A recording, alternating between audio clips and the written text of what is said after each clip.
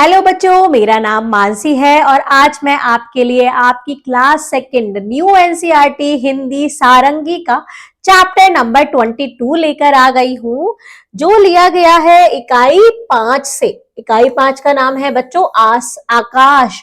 आकाश हमारा पूरा आसमान, आसमान आकाश का ही दूसरा नाम है, स्काई बोलते हैं इंग्लिश में। तो ये इस वाली इकाई में हम सारे चैप्टर आकाश से ही रिलेटेड पढ़ेंगे, सूरज, चांद और तारे, इन सब के बारे में। तो पढ़ते हैं इस इकाई के पहले चैप्टर को, जो एक आनंदमयी कविता है, जिसमें हम बात कर रहे हैं 4 दिशाएं। हमारी दिशाएं कितनी होती है बच्चों? 4। कौन कौन सी?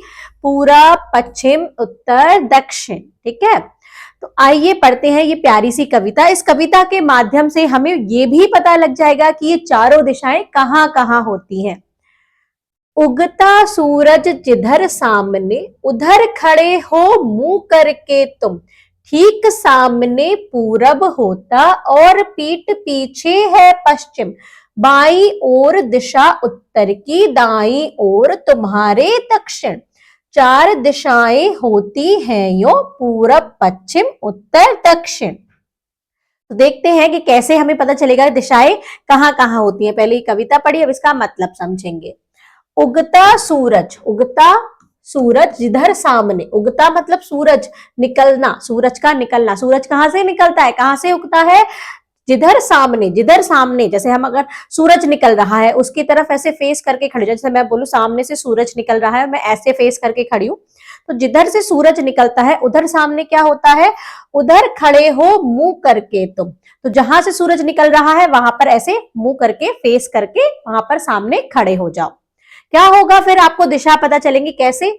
ठीक सामने पूरब होगा, तो जहां से सूरज निकल रहा है, जिस तरफ आप देख रहे हो, तो आपके ठीक सामने क्या है बच्चों? पूरब की दिशा है, क्योंकि सूरज कहां से निकलता है? पूरब से निकलता है।